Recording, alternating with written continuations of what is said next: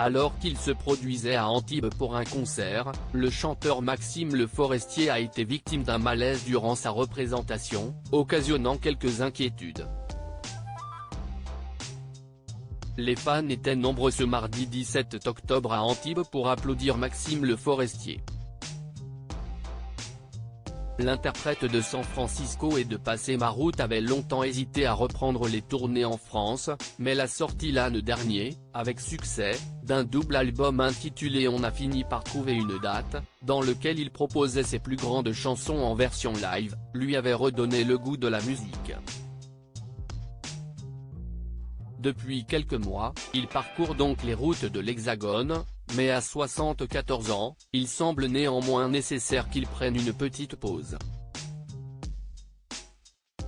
Maxime Le Forestier victime d'un malaise sur scène. On a en effet appris que Maxime Le Forestier avait été victime d'un malaise sur scène alors qu'il se produisait à Antibes.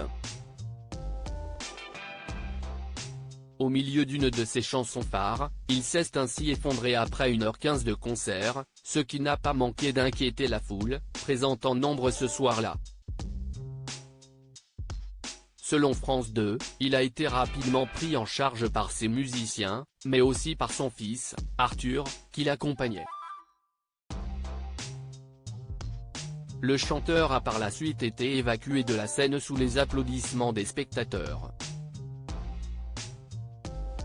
Quelques minutes plus tard, son entourage s'est montré rassurant, Maxime Le Forestier a fait un léger malaise de chanson avant la fin de son concert.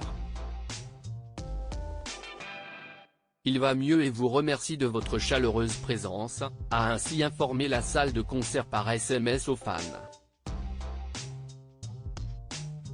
Maxime Le Forestier entouré de son fils lors de son malaise. S'il va mieux, il peut sans doute compter sur le soutien de sa femme, Fabienne, qu'il a rencontrée en 1985 alors qu'elle travaillait à Europe 1 pour le compte de Coluche.